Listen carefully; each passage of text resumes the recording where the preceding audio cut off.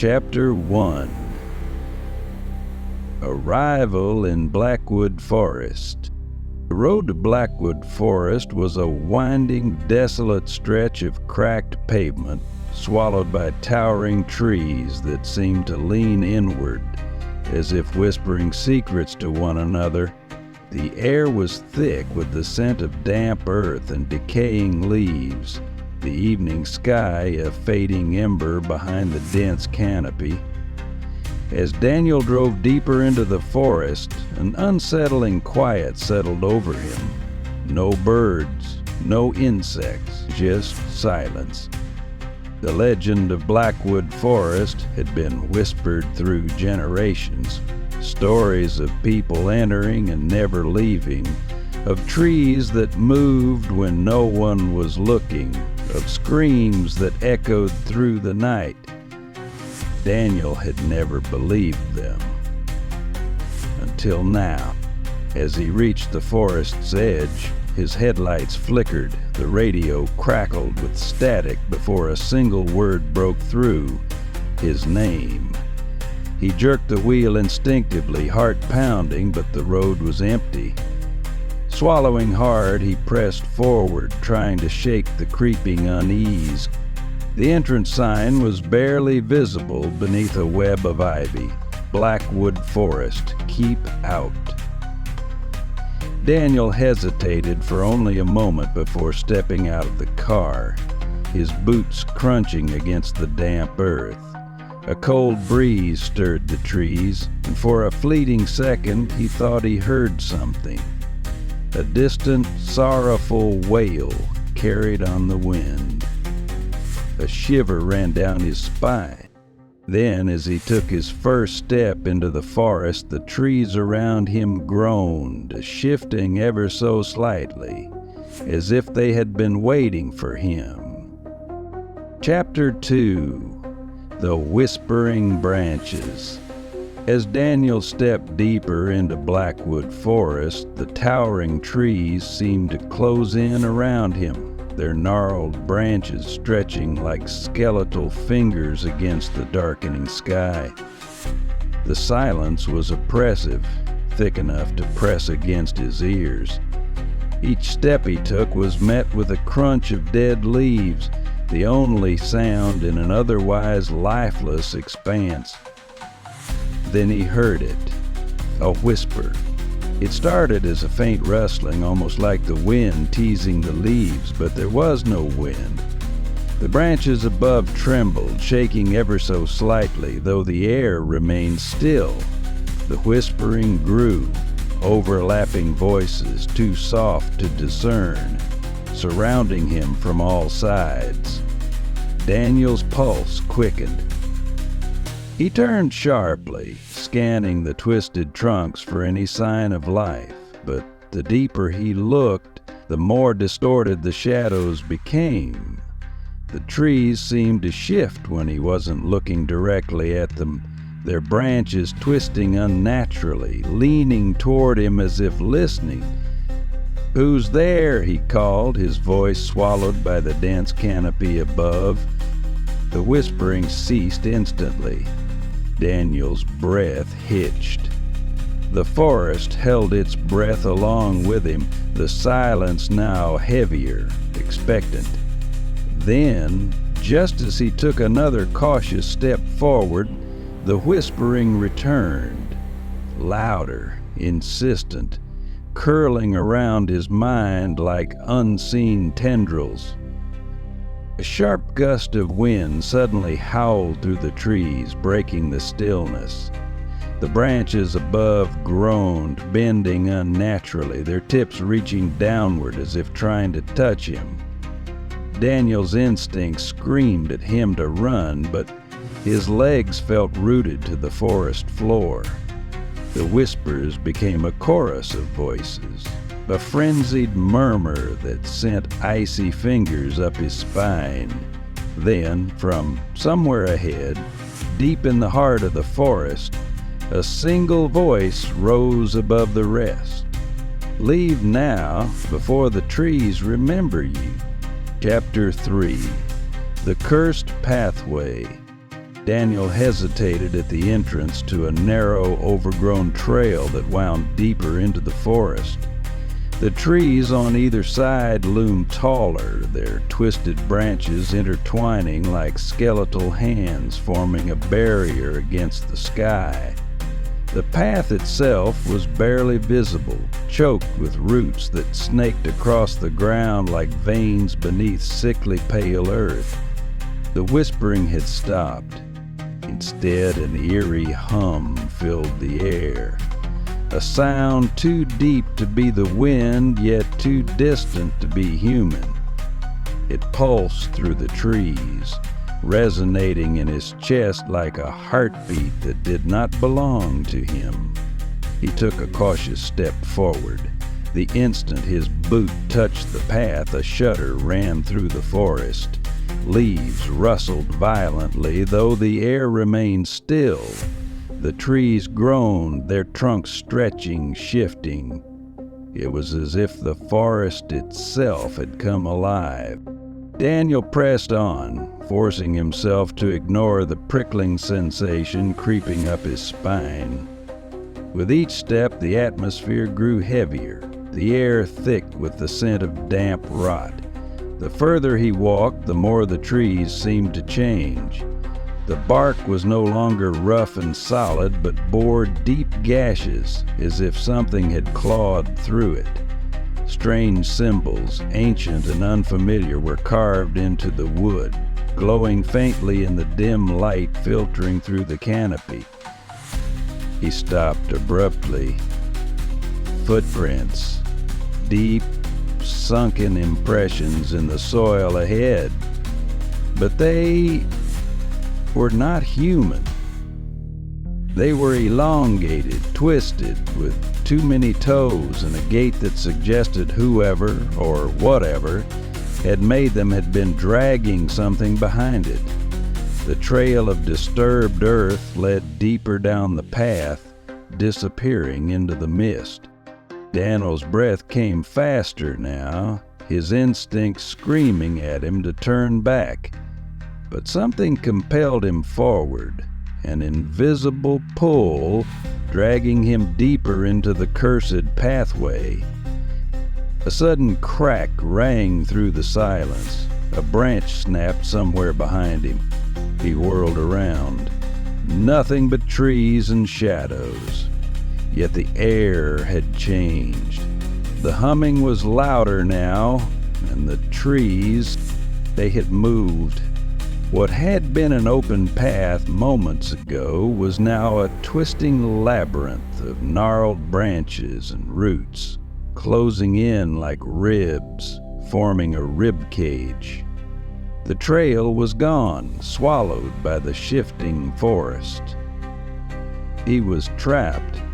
Then, from the darkness ahead, something moved. Chapter 4. The Eyes in the Canopy. Daniel stood frozen, his breath shallow, as the presence in the darkness stirred. The rustling above him was different this time. Not the shifting of wind through leaves, but something deliberate, something alive. He slowly tilted his head upward. High above, nestled within the tangled branches, were eyes, dozens of them. They glowed like embers, peering through the gaps in the thick canopy, unblinking and eerily still. Some were wide and glassy, others narrow and sharp, but all of them were watching him. They seemed suspended in the void, without faces or bodies to anchor them. Daniel swallowed hard. A primal instinct screamed at him to run, but his feet refused to move. The forest around him was no longer just trees and shadows. It was awake, aware, and studying him with silent, predatory patience. Then one of the eyes blinked. A ripple spread through the canopy, followed by a creaking sound that echoed through the night. Daniel's stomach twisted as he realized the branches themselves were shifting, bending unnaturally. Whatever those eyes belonged to, they were not perched upon the trees. They were part of them. The whispering returned, softer now, weaving through the leaves like wind slipping through cracks in an old house. The words were unintelligible, but their meaning was clear. We see you. We remember. A low growl rumbled through the forest, distant yet everywhere at once. Daniel took a slow step backward. His muscles tensed, but the moment he moved, so did the branches. They twisted downward, reaching for him like skeletal fingers stretching from the heavens. A single drop of thick, black sap dripped from a branch above and landed on his arm. The moment it touched his skin, a searing pain burned through him, like fire spreading beneath his flesh. He gasped, clutching his arm as the sap seeped into his pores. The whispering grew louder. Daniel stumbled backward, eyes darting between the shifting canopy and the enclosing trees around him. He needed to escape. He needed to get out before the trees decided he was theirs. Chapter 5. The Root of Evil. Daniel staggered backward, his heart hammering in his chest. The searing pain in his arm throbbed as if something had burrowed beneath his skin, crawling through his veins like a living parasite. He tried to shake the sensation away, but the forest had no intention of letting him go. The ground beneath him trembled, a deep guttural groan emanating from below. The trees around him quivered, their roots writhing beneath the damp earth, pushing up like skeletal fingers trying to break free. The whispers had returned, no longer hushed, but urgent, frantic. They hissed in his ears, their voices overlapping in a chorus of warnings and commands. It is a white, you should not have come. The roots remember. The roots hunger. A sickly, pungent smell filled the air, a mix of rotting wood and something older, something that had long since decayed. Daniel turned, his stomach twisting in revulsion as the forest floor split open before him, revealing a deep, gaping chasm. From its depths, twisted roots slithered upward, writhing like living tendrils, each pulsating with a dark, unnatural energy. Then he saw it. A massive root, unlike any other, coiled its way up from the pit. Its bark was thick and blackened, its surface covered in deep scars that oozed a dark, viscous sap. It pulsed, as if breathing, its surface shifting with unnatural movement, like something inside was trying to break free. Daniel stumbled backward, but the ground beneath his feet shifted, forcing him closer to the chasm. The forest was hurting him, guiding him toward the monstrous root as if presenting him as an offering. He fought against the pull, his muscles screaming in protest, but his limbs felt heavy, as though invisible hands were dragging him forward. The whispers rose in a crescendo, their voices filled with dread. It knows you now. You cannot leave. The root shuddered, and for the first time Daniel saw it fully. Embedded in its bark were hundreds of faces. Twisted, screaming visages, their eyes hollow and empty, their mouths frozen in silent agony. They were not carvings, nor mere illusions. They were real, and they were alive. Daniel's breath came in short, desperate gasps. The realization hit him like a thunderclap. This was not just a tree. This was something far worse. something ancient, something that fed on the souls of those who wandered too deep into the forest. "The forest does not forget," the whispers hissed, "and it does not forgive." The root lurched forward, reaching for him, its tendrils snapping hungrily in the air. Daniel spun on his heel and ran, pushing himself through the maze of twisting trees. The forest roared in protest, the branches clawing at his clothes, the roots rising to ensnare him. But he did not stop. He would not be another face in the bark. Chapter 6. The Forgotten Ritual. Daniel's frantic escape led him to a clearing unlike any other part of the forest. The trees, once towering and suffocating, stood at a distance, forming a near-perfect circle around a strange altar of gnarled roots and stone. The ground here was barren, devoid of leaves or life, and the air was unnaturally still. At the center of the clearing, the altar pulsed with an eerie glow. It was ancient, covered in carvings that resembled the same symbols he had seen etched into the bark of the trees. Some were faded with time, others fresh as though recently carved. Dried, dark stains coated its surface. Something more than just old sap. Daniel's breath hitched as he noticed the bones. Scattered around the altar, half buried in the dirt, were remains, some small, others disturbingly human in shape. Skulls, cracked and hollow-eyed, stared up at him from the ground. His stomach churned, and he staggered back, nearly stepping on a rusted dagger lying among the debris. It was ornate, its handle wrapped in what looked like sinew, its blade stained with age-old decay. The whispers were here too, but different now. They didn't warn him. They urged him, "Finish it." The trees remembered.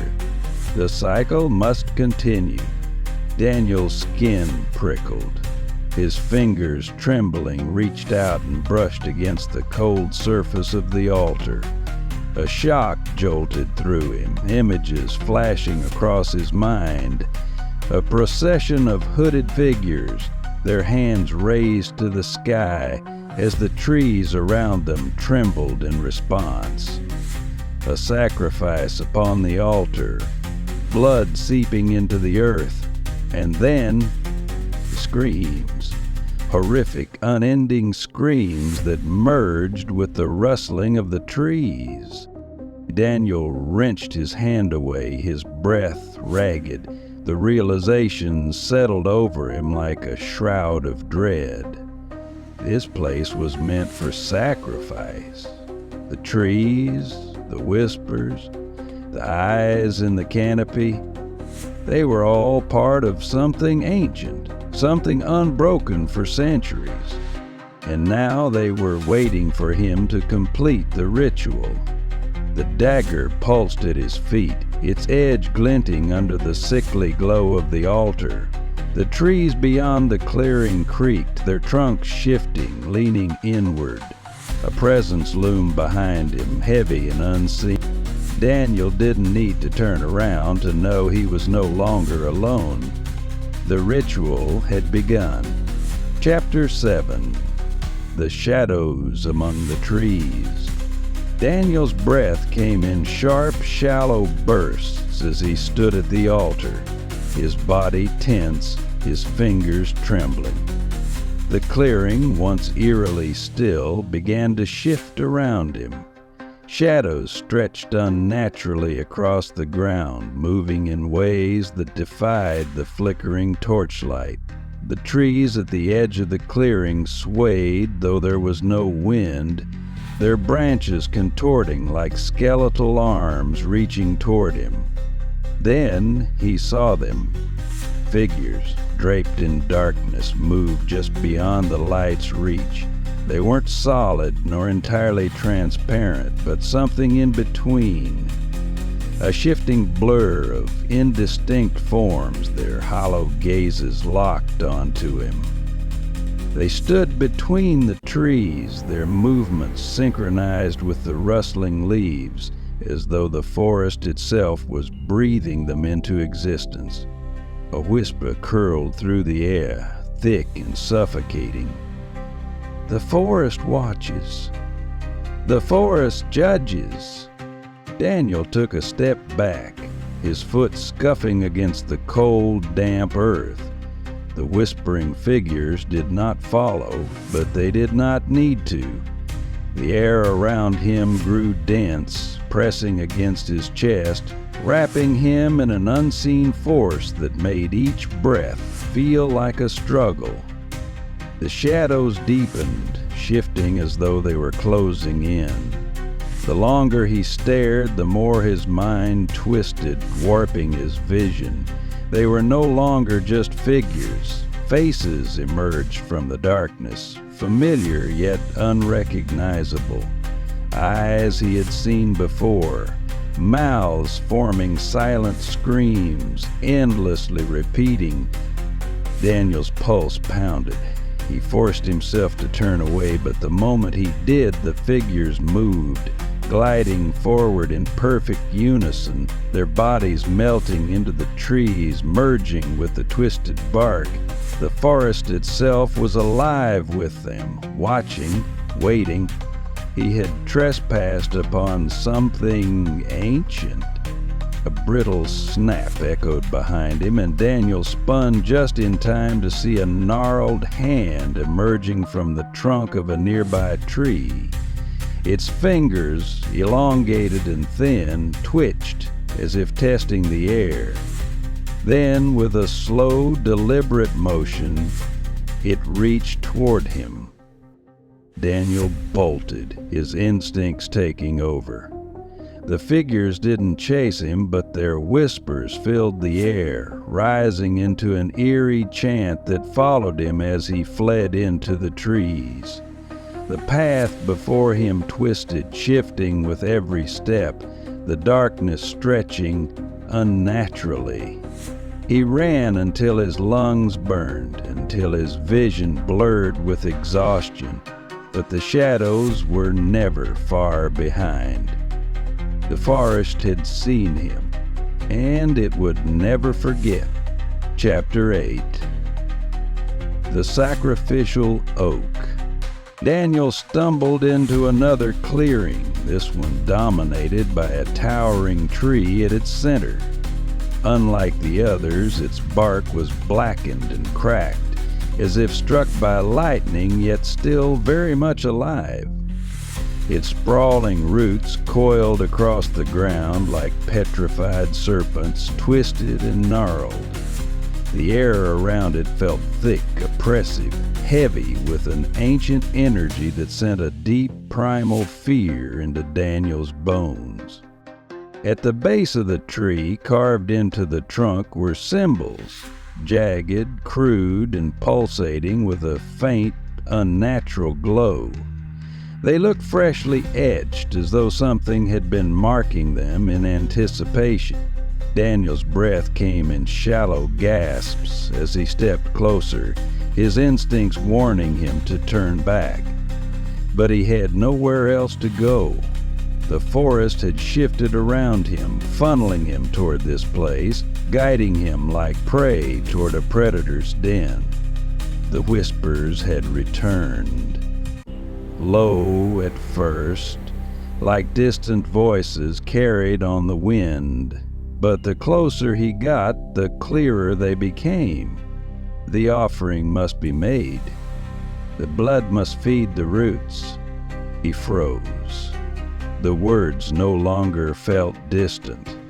They were inside his mind, pressing against his thoughts, compelling him to listen. The wind howled through the canopy and the branches of the oak trembled. Then, with a sharp crack, a section of the bark peeled away, revealing something beneath. A phase.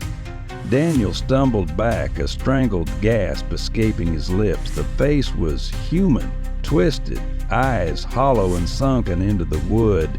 Its mouth was open in a silent scream, its expression frozen in anguish. The bark shifted again and more faces emerged, dozens, hundreds, each one twisted in agony, trapped within the living wood.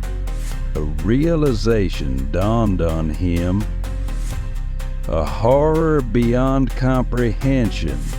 The tree was not just ancient, it was alive, and it had been feeding for centuries. The whispers grew frantic. Take the blade, finish the cycle.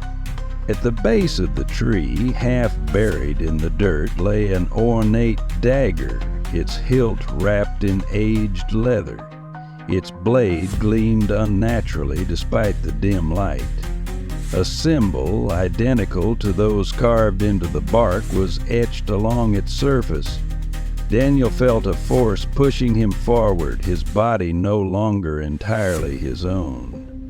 The air around him buzzed with unseen energy, thick and suffocating. He reached down, his fingers brushing the dagger's handle. The moment he touched it, the forest roared. The ground beneath him quaked, and the faces within the oak twisted, their mouths stretching wider as if screaming in unison. The roots slithered, curling toward him, hungry, expectant. He understood now. He was the offering, unless he made one himself. Chapter 9. The Night That Never Ends. The moment Daniel's fingers brushed the dagger, the forest trembled. A deafening groan echoed through the trees, as if the land itself was waking from a deep, restless slumber. The whispering voices swelled into a chorus of wails, reverberating through the night air.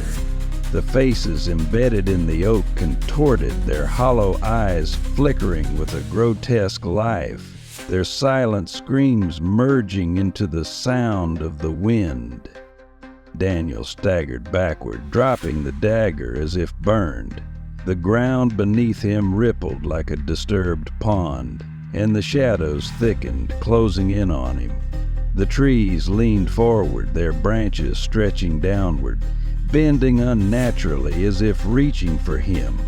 The entire forest was moving, shifting, reacting to his presence. A sudden gust of wind howled through the clearing, but it carried no relief, only the weight of something ancient and unseen pressing against his chest, forcing the air from his lungs.